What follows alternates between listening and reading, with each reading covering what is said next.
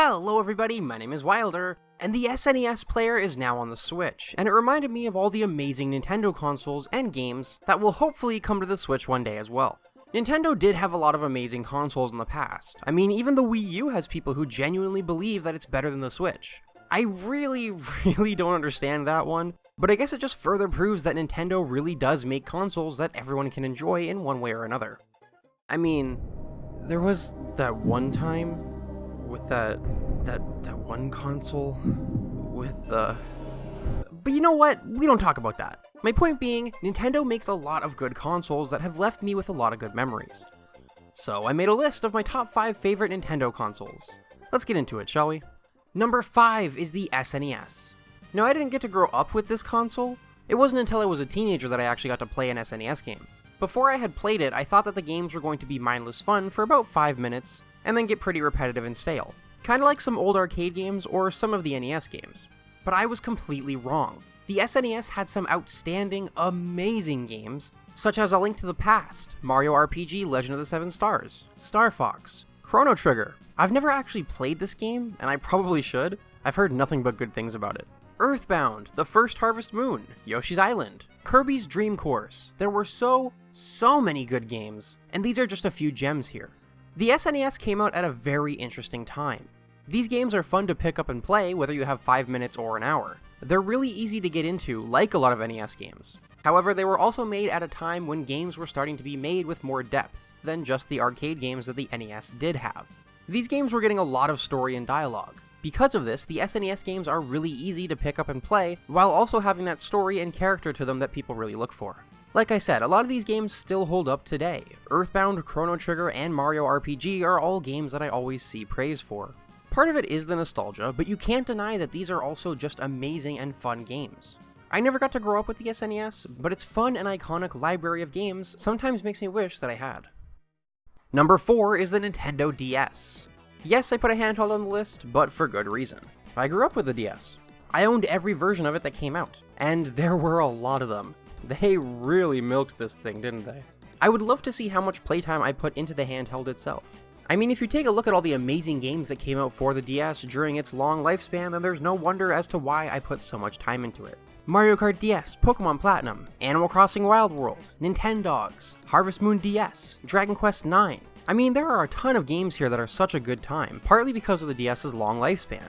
And the DS was also such a step up from the Game Boy Advance while still being portable. And it was still able to play the Game Boy Advance games. This handheld was honestly perfect for kids, and it was definitely my go-to any day of the week. It was fun and easy to play, and of course, the best thing about handhelds, it was portable.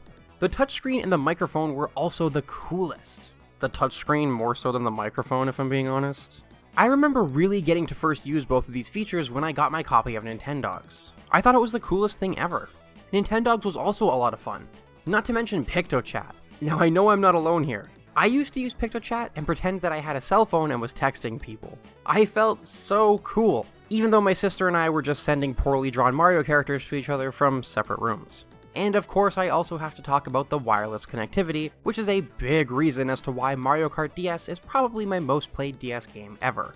I don't know how much time I actually put into it, but playing wirelessly with friends was the best. The DS was honestly proof that handhelds had a future in the rapidly growing video game industry.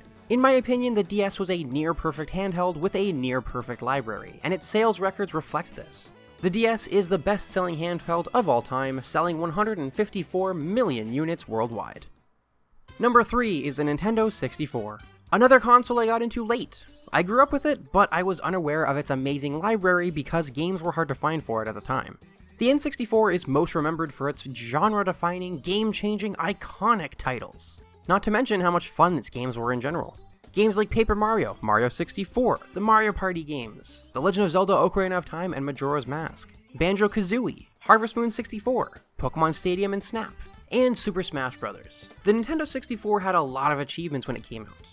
I mean, this console changed the video game industry when it came to its games, its graphics, even its controller, which normalized the control stick.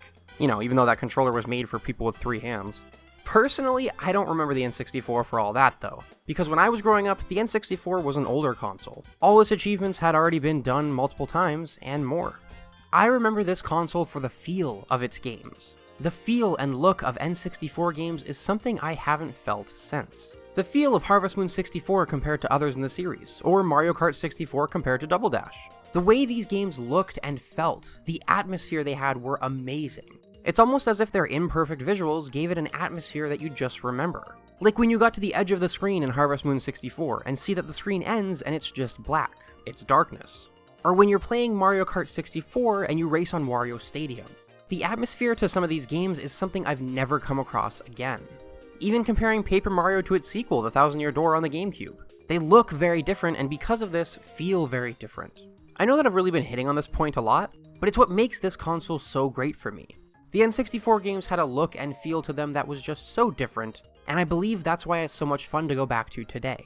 It's such a unique experience. Number 2 is the GameCube. Now we have come to my childhood console. I grew up with the GameCube, and it was one of my favorite things that I owned. The GameCube didn't sell well, however. The PlayStation 2 and the Xbox outsold it at the time, and it also didn't manage to pass the sales of the N64 either. This is an absolute shame, because the GameCube has a really good library with a bunch of gems. Some of them hidden, and some of them really popular. Games like Super Mario Sunshine, Paper Mario and the Thousand Year Door, Mario Kart Double Dash, Metroid Prime, Super Smash Bros. Melee, The Legend of Zelda: The Wind Waker and Twilight Princess, Luigi's Mansion, Pokemon Colosseum and Pokemon XD Gale of Darkness, and of course Pikmin and Pikmin 2. Then there were also the games that were a little weird, but to a lot of people were still really fun, like Pokemon Channel, Shadow the Hedgehog, Chibi Robo, and a personal favorite of mine, the Harry Potter games that were on the GameCube.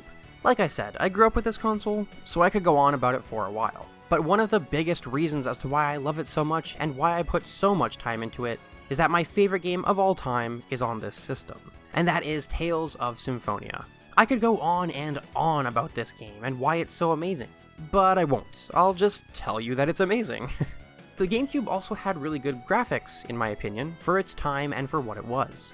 Cell shading helped games like Wind Waker really stand out in terms of visuals, especially when up against the library of more realistic looking games for the PlayStation 2 and the Xbox. Its controller was also outstanding. The GameCube controller is still one of the best controllers I've held to this day. It's so comfortable and familiar to so many people that the GameCube controller was supported on the Wii, Wii U, and now even the Switch. I know a lot of people who still use the GameCube controller for Smash Ultimate, myself included. I really wish this console did sell better because I had so much fun with it, and I know that out of all the games I mentioned and didn't mention, with all its gems and odd games, that I can pick any game in the GameCube's library and at least one person will have fond memories of it. And number 1 on my list is the Nintendo Switch. The Switch is the new kid on the block, and it managed to come out of the gate running, selling like wildfire. I mean, the Switch, which will be 3 years old in March, just a month ago hit the lifetime sales of the PlayStation 4, which is about to turn 7 years old. That's pretty impressive if you ask me, especially after what happened with the Wii U. Everyone was very interested in the Switch when it was announced, and it was all due to its portability. The Switch being a home console and a handheld at the same time makes it very intriguing. Handhelds that we love for their ease of access, playing games that are meant to run on a home console is nothing short of amazing. There's really no surprise that the Switch has sold amazingly well, and with how fun and easy it is to use and play, it deserves all of its praise. Not to mention that Nintendo's games that have been coming out for the system have been blowing people away with how fun they are. You can't mention the Switch without mentioning Breath of the Wild, Mario Odyssey, Xenoblade Chronicles 2, Super Smash Bros. Ultimate, Pokemon Let's Go, Fire Emblem Three Houses, Astral Chain, and many, many more to come to the Switch in the future. One of the biggest reasons as to why the Wii U failed is it didn't have enough games or support from third parties. And because of this, players were waiting for Nintendo to release games for the console, which would happen like twice a year. And it led to the Wii U not being worth its price tag. The Switch, however, is a completely different story. Nintendo saw what they needed to do and they cranked that dial until it broke. This console has third-party support in the form of new games and ports of all our favorite games that have come out over the years, and it's amazing. Games like Skyrim, Doom, LA Noire, Rocket League, Diablo 3, and there are more coming in the future with The Witcher 3, Devil May Cry 2, and Overwatch being announced. Normally, having all these old games ported to the Switch would get really tiring really fast for the majority, but honestly, it really hasn't. And a big reason as to why people don't mind, and will buy these great games again, is because of the portability. Being able to play on the go is reason enough to want to rebuy some of your favorite games. Nintendo charging full price for some ports, though, that's getting tiring. That can be debated. Porting everything and anything that had any type of following to the Switch was one of the best things that Nintendo has ever done, because it made people who have never been interested in Nintendo's consoles in the past stop and take a look at the Switch.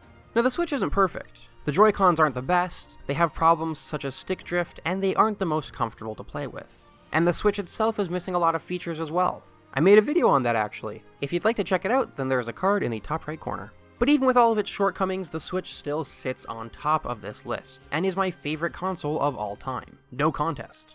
The Switch being a home console and a handheld, having all this third-party support, and being so easy to pick up and play, makes this console perfect for me.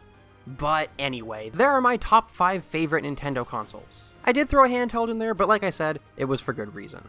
What do you think of my list? What are your top 5 Nintendo consoles? Let me know in the comments down below. Don't forget to leave a like if you enjoyed this video. Down in the description there are links to my Patreon, my Discord, and my Twitter, so go check them out if you're interested. I want to give a huge thank you to all of my wonderful patrons. Their names are down in the description as well. Thank you all so much for watching, and as always, I will see you in the next one.